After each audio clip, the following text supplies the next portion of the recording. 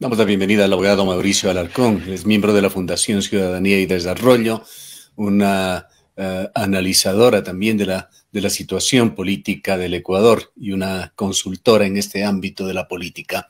Quisiéramos conocer, Mauricio, antes de entrar en el tema que más preocupa y más llama la atención de Ecuador, el proyecto Creando Oportunidades, a un tema incidental, que sin duda significa también un traspié al inicio del gobierno de Guillermo Lasso, la situación carcelaria, que nuevamente ha dado lugar a una tragedia el día de ayer. Qué gusto saludarte, Gustavo, y un saludo a toda nuestra audiencia de Antena 1 y de Academia TV. Efectivamente, en las últimas horas se ha conocido que continúa el resultado de la masacre de la penitenciaría del Litoral, donde una vez más enfrentamiento entre distintas bandas al interior del Centro de Rehabilitación Social ha terminado con la muerte de varios de los PPLs, de las personas privadas de la libertad. Lo duro, quizá lo más difícil, es ver que a pesar de requisas permanentes de levantamiento de armas y requisa de armas, terminas viendo incluso francotiradores en unas imágenes espeluznantes que han circulado no solo los noticieros a nivel nacional, sino incluso las redes sociales. No se diga el resultado nefasto que implica no solo hablar de muertos, sino de decapitados en un acto de barbarie propio de las venganzas que se producen en estas bandas al interior de estos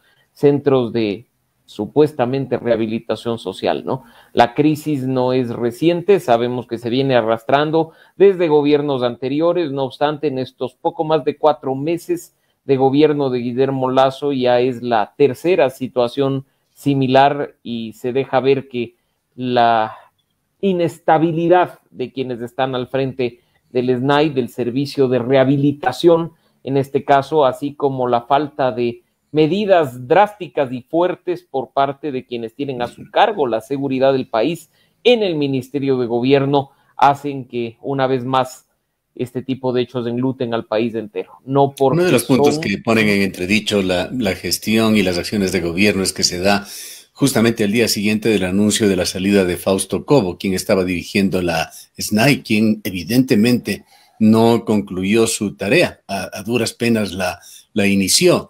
Y es una forma realmente trágica de recibir al nuevo director Bolívar Garzón Espinosa. Que no es una persona nueva, Gustavo, en el sistema de rehabilitación social, es una persona que ya viene precisamente manejando esta situación en otros centros del país. Y como bien tú lo has dicho, y lo ratifiqué hace unos minutos, la inestabilidad de las autoridades en el cargo hacen imposible que planes o que políticas puedan ser implementadas a cabalidad. La afectación a la falta de institucionalidad no solo pasa por la débil justicia o por la situación de la Asamblea Nacional, sino en cuestiones como las que estamos viendo, de que ni siquiera la autoridad de rehabilitación puede mantenerse estable. Tercera autoridad designada en poco más de 4 meses de gobierno. Esperemos que los cambios no se produzcan de inmediato y que más bien se permita implementar de manera plena cualquier plan que existe, en teoría, desde el gobierno nacional. Bien. Entremos en materia con el análisis o el estado de situación de este trámite que aún es incipiente en la Asamblea de la Ley Orgánica de Creación de Oportunidades. A lo largo de esta jornada se conocerá la decisión del CAL para darla trámite o negarlo. Efectivamente, aunque ya se conoce al menos el resultado del informe de la Unidad de Técnica Legislativa, de acuerdo con lo que está previsto en la Ley Orgánica de la Función Legislativa, esta unidad hace un análisis preliminar del cumplimiento de requisitos formales de todos los proyectos de ley que se presentan al interior del órgano legislativo, en conformidad con el artículo 136 de la Constitución. En ese sentido, el informe que fue publicado en horas de la noche del día de ayer recomienda a los miembros del CAL no aprobar a trámite el proyecto de ley presentado por el Ejecutivo por varias situaciones, pero en particular la falta de unidad de materia en el sentido de que es un proyecto que aborda temáticas tan variadas como aspectos notariales, pasando por recursos naturales no renovables, temas tributarios, laborales, por mencionar apenas unos pocos de los más de 30 temas que han sido incorporados en esta propuesta, ¿no? Al no Veamos tener el carácter de vinculante este informe, ¿hay posibilidades de que la voluntad política pueda sobreponerse a este informe y darle curso? Y a eso iba precisamente, el hecho de que exista este informe, Gustavo, y que sea no vinculante, abre la puerta, por supuesto, a que la decisión de los 7 miembros del CAL sea política y no jurídica. Lo que se menciona en el informe es la inconstitucionalidad del proyecto presentado por el Ejecutivo y pues en ese sentido serán los votos los que determinen si este proyecto de ley continúa su trámite o si simplemente se queda en el camino y se lo devuelve al Ejecutivo. Con estas debilidades iniciales de la forma de este proyecto, ¿habría posibilidades de que por allí alguno de los grupos antagonistas al gobierno en la Asamblea pueda recurrir ya a la sempiterna y omnipresente Corte Constitucional? Y no solo los grupos legislativos, Gustavo, ciudadanos que ya han anticipado que están en contra del proyecto por considerarlo regresivo de derechos, por considerarlo que afecta a temas relacionados con lo laboral, por citar apenas un caso. El informe de la Unidad de Técnica Legislativa puede incluso servir de insumo para esas acciones de inconstitucionalidad que provendrán con toda seguridad en caso de que el proyecto de ley prospere al interior del legislativo por parte de movimientos sociales o de asambleístas que incluso ya han manifestado su preocupación por la no concordancia del proyecto con las disposiciones constitucionales. Hay entonces algunas posibilidades de que este proyecto se lo pueda incluso dejar en una situación de congelamiento en el limbo si es que se recurre a la Corte Constitucional, por ejemplo, si se lo devuelve al Ejecutivo. Y quizá lo más preocupante es que en materia económica el tiempo cuenta. No nos olvidemos que si lo que se busca es una reforma tributaria, bien sea para cambiar el sistema nacional o para aumentar la recaudación y tratar de llenar los baches presupuestarios que nuestro país tiene, esto debería estar aprobado antes del 31 de diciembre para ponerse en marcha en el nuevo periodo fiscal, el 1 de enero del 2022. En ese sentido, quizá los temas laborales pueden esperar o los temas relacionados con los recursos naturales no renovables, pero los temas tributarios y económicos que sí son urgentes debían ser propuestos responsablemente en un proyecto de ley único, precisamente para evitar estos escenarios posibles que puedan generar problemas de cara al año fiscal 2022. Algunos analistas han especulado que es una estrategia de Guillermo Lasso para ir justamente a esos mecanismos de democracia directa que había anunciado a una consulta popular. ¿Puede estar esto en el panorama? Y también la otra posibilidad, el de una eventual aprobación por el Ministerio de la Ley. ¿Cómo miras esos escenarios? Sin duda, en el último caso, para que un proyecto de ley, Gustavo, pueda entrar por Ministerio de la Ley, como se conoce a este tema, debería ya entrar a discusión propia de la Asamblea Nacional. Difícilmente, si es que el CAL rechaza, esto pasaría. En cambio, si aprueba, se abre la posibilidad a que ya en la comisión o en el pleno se tomen más tiempo del debido y terminen precisamente forzando a que el proyecto entre tal cual por el paso del tiempo. En el otro caso, creo que hay que prestar atención a las circunstancias particulares propias del proyecto de ley y de las actuaciones, porque en lo personal ya hay antecedentes, y lo hemos manifestado incluso contigo en oportunidades anteriores, de lo que ya ha dicho la Corte Constitucional respecto de consultas. No es cuestión de que porque la Asamblea niega un proyecto de ley, este puede entrar de manera directa, por ejemplo, a ser consultado por la ciudadanía, cuando temas tributarios no pueden ser objeto de consulta popular. No se diga algunos otros aspectos que han sido mencionados para su inclusión en mecanismos de democracia directa y que la Corte Constitucional, por ejemplo, ya ha mencionado que no son viables por esta vía, ¿no? Así es que en ese sentido, en lo personal tengo serias dudas respecto a si la estrategia es precisamente esa, y más bien creo que están apostándole todo por todo para que sea la Asamblea Nacional la que discuta,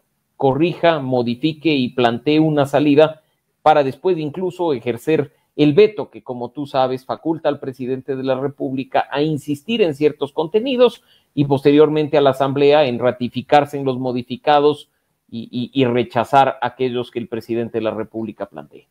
Cualquiera sea el camino, ¿cómo se vislumbra el panorama en términos de conflictividad social? ¿Va terminando esa especie de luna de miel inicial de Guillermo Lasso? Es indiscutible que el gobierno cuenta con un capital político producto del exitoso proceso de vacunación durante los 100 primeros días de gobierno, pero ese es un capital político temporal, de ninguna manera debe ser visto como algo eterno. Un proyecto de ley como el planteado, con temáticas tan sensibles, sabiendo ya los antecedentes de conflictividad que decisiones similares trajeron al país, debía ser construido de una manera mucho más propositiva e incorporando criterios de otros actores. Resulta sorprendente ver, por ejemplo, que el sector empresarial ha sido muy crítico en las últimas horas respecto del proyecto, no como se esperaba, apoyándolo de manera ciega. Lo mismo ha sucedido con los gremios, con los sindicatos, con los movimientos sociales.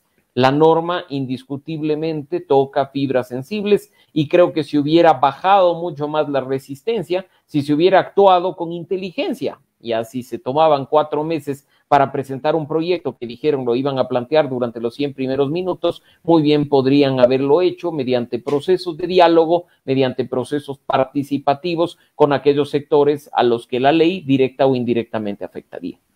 No hemos escuchado de parte de analistas criterios optimistas, diríamos, en cuanto a la capacidad de cabildeo del gobierno. ¿Qué tal papel están haciendo? Hasta el momento es difícil hablar de resultados cuando el gobierno nacional apenas ha presentado 2 proyectos de ley.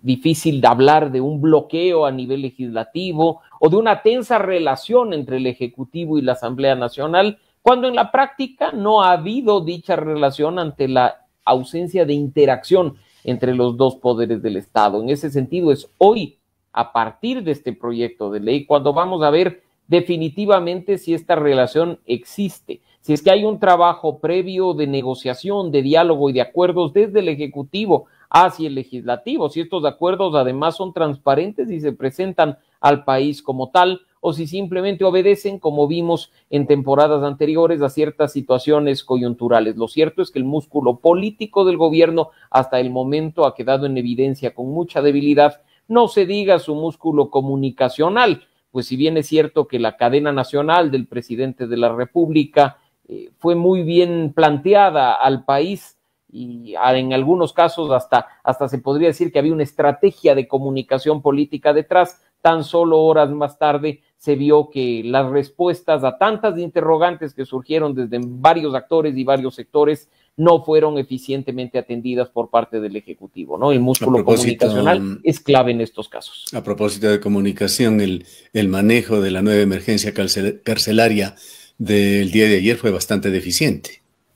Sin duda, tan deficiente, Gustavo, que sorprendió ver a través de medios nacionales que estaban haciendo cobertura de la situación al exterior de la penitenciaría del Litoral, como al momento de entrevistar al gobernador del Guayas, además afirmando que ya la situación estaba bajo control, de fondo se seguían escuchando detonaciones y tiros, ¿no? Así es que en ese sentido ahí es cuando uno ve que este tipo de temas demandan una comunicación estratégica. No es lo mismo comunicar para el sector privado, no es lo mismo vender un producto, una bebida o una crema facial. Comunicación política estratégica en situaciones de crisis como las que vive el país no pueden ser atendidas desde una visión de la venta de productos o de la venta de servicios. Volviendo al tema central que nos ocupa, este proyecto que intenta la reactivación económica del país. El día de ayer dialogábamos con el legislador Fausto Jarrín de UNES. Él insistió muy claramente en su exposición, parecía hasta muy sincero, hablaba de una gran predisposición de su bloque para conversar. ¿Se puede creer en esta posición en el caso de UNES y cómo está, hasta donde se conoce, la posición que ha tomado cada uno de los bloques de la Asamblea, por lo menos los más importantes? En política es difícil creer en la palabra de sus actores cuando no gozan estos de confianza, no solo por parte de la ciudadanía, sino incluso de otros actores políticos. No obstante, en las últimas horas se ha visto un discurso muy conciliador y propositivo por parte de asambleístas de la Revolución Ciudadana, del grupo correísta, en el sentido de que, por supuesto, ellos afirman que el proyecto de ley es inconstitucional, pero dejan la salvedad de que si el CAL aprueba, conscientes plenamente de situaciones anteriores en las que la política se impuso al análisis jurídico, están dispuestos a conversar para que la ley mejore, para que la ley saque aquellos temas que pueden afectar a la ciudadanía en general e incorpore otros que ellos consideran pendientes. En buena hora sí es así, en buena hora porque esos actos permitirían a quienes estamos de este lado recuperar la credibilidad y la confianza en los partidos políticos que están tan venidos a menos, no se diga en nuestra Asamblea Nacional, que durante estos primeros días de gestión ha demostrado muchas falencias. Muchos análisis se hacen y se han hecho en estos días sin entrar necesariamente en detalle en un proyecto que sin duda es complejo y con múltiples aristas. ¿Cuál es tu impresión en cuanto a lo laboral, que podría ser también lo más conflictivo? ¿Qué se vislumbra en este mercado laboral flexible que propone Guillermo Lasso? ¿Se va a reactivar la economía? ¿Se van a generar puestos de empleo? ¿O se va a dar más lo que dicen los trabajadores, los sindicatos, de que se están generando condiciones para una precarización laboral? El gobierno echó mano de la urgencia para plantearle al país una alternativa de implementación inmediata.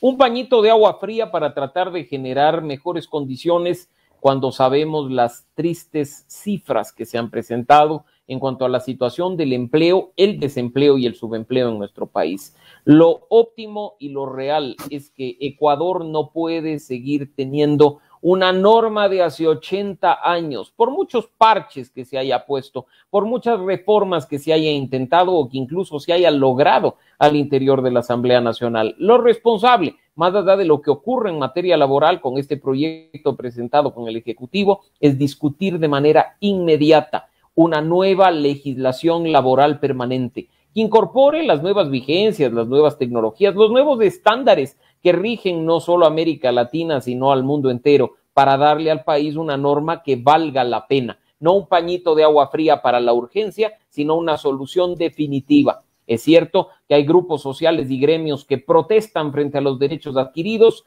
pero hay que recordar que ciertas figuras que hasta el día de hoy están vigentes fueron buenas para las presidencias de Arosemena Monroy o de Velasco Ibarra en los años 60 y 70, pero hoy resultan ser una carga que en lugar de generar mejores condiciones o más oportunidades laborales, genera más desempleo e incluso más precarización por sí misma. En todo caso, estamos ingresando en una época un tanto más turbulenta en la política ecuatoriana.